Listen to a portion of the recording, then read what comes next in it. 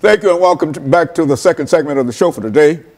We're talking to Dr. Herbert Marbury from Vanderbilt University, and he's giving us some information in reference to the institutional church. And he's also given us some excellent information concerning his background and some of the experiences that led him to us this morning. And so, Dr. Marbury, let's see if we might be able to pick up where we left off and to have you to start talking about African Americans and the institutional church from your perspective.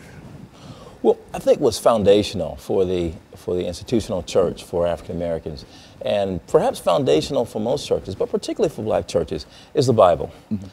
You find it in the pulpits. We preach from it. It is our authority for our moral life, and it is for most Christian communities the Word of God. And I tell my students, every time they step into a pulpit in the midst of a community of believers and they speak from the Bible, they are speaking for that community. What is the Word of God?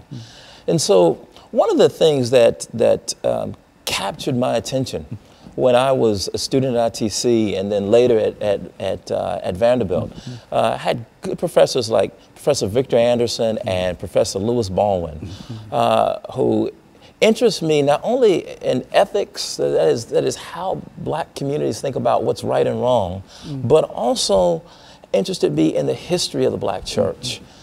And from that standpoint, I wanted to know, well, why do black churches, why do churches in general think of the Bible and use the Bible so differently? For example, you look in Nashville and you've got churches from one end of the city to the other. And on fundamental issues, we disagree, and yet the same book is being preached from our pulpits. And I began to wonder, well, what's going on? It's not the book is the same. What's going on in the way that we interpret these texts? It's the interpretation of Absolutely, the book. It's the way. And so I wanted to study how African Americans historically have interpreted the Bible. And so that's the reason I wrote Pillars of Cloud and Fire.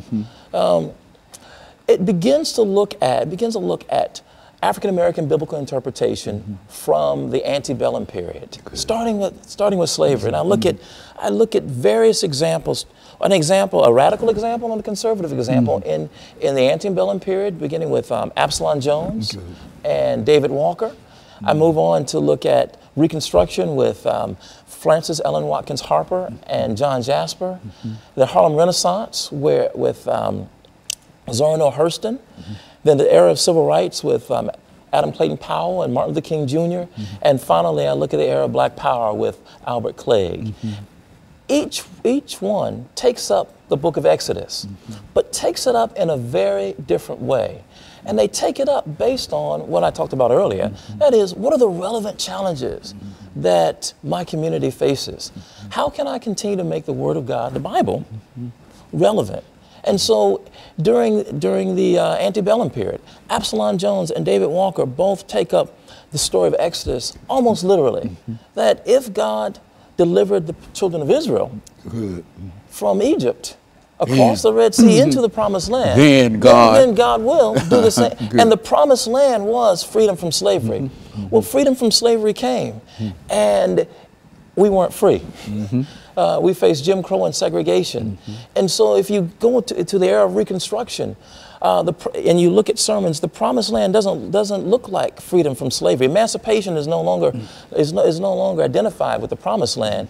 Uplift is, well, how do we educate now? How do we move from just emancipation to education and the kind of cultural attainment that will lift black communities?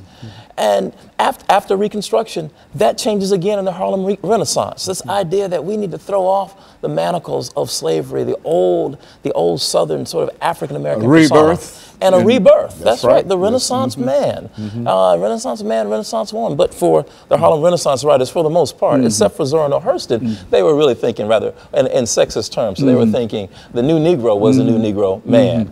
But Zora Neale Hurston, I thought, was one of the most interesting figures during that time. Her Moses, Man of the Mountain, helped African Americans rethink the Exodus story in a way that took the focus off a singular figure like a Moses figure and put it on the community and asked us to imagine together what it would mean if we all together walked into the promised land and we weren't waiting for or dependent upon one singular figure or God to send one person to deliver a whole group of people.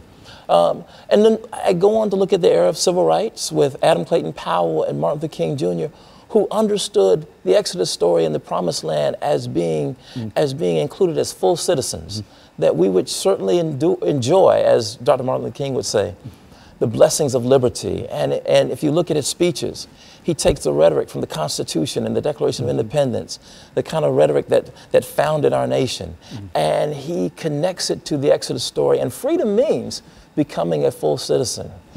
Well, at a certain point, by the end of the civil rights movement, we find that Albert Clegg wants to do something very different with that.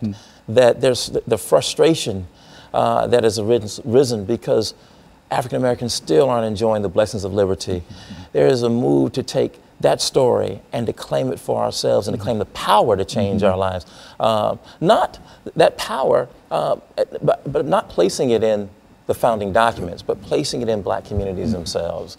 And so we get the Black Power movement. So I wanted to look at the various ways that we have interpreted one singular book, the book of Exodus, over the course of a long period of time. But my concern was to show that each interpreter started first with the concerns of their community at that time. And I wanted to encourage my students who are going to serve churches and serve in religious communities to do the same. You know, during this second segment, the final segment, what I would like for you to do is to, and I think you've mentioned Adam Clayton Powell and Dr. Martin Luther King. I think that these are two giants, but I think that people know more about Dr. King than they do about Adam Clayton Powell. And so during this this final segment, when we come back, we've got about 45 or 50 seconds here. But when we come back during this final segment, what I'd like for you to do, and I say this now because I don't want to forget to push it forward. I want you to talk about Dr. Martin Luther King and Adam Clayton Powell, and with emphasis upon Adam Clayton Powell and why he is significant and what the things that you've been doing. Okay? And so what we'll do, we'll take this final commercial break, and then we'll come back and we'll deal with some aspects of Dr. Martin Luther King and Adam Clayton Powell. And we'll be back with our audience following this very, very short commercial break.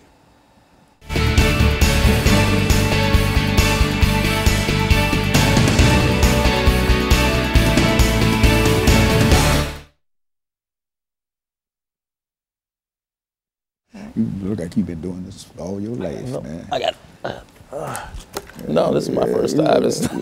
Oh man, you're good. Because you got the information. That's what makes you good. See, when you have the information, then you can do it. Yeah. See, and so when we come back during this final segment, I'll introduce the show again. But and in case I forget, but what I'd like for you to do is to look at these two personalities within the context of all the things that you've studied about them and writing your book and books and etc. And to look and to examine those two individuals.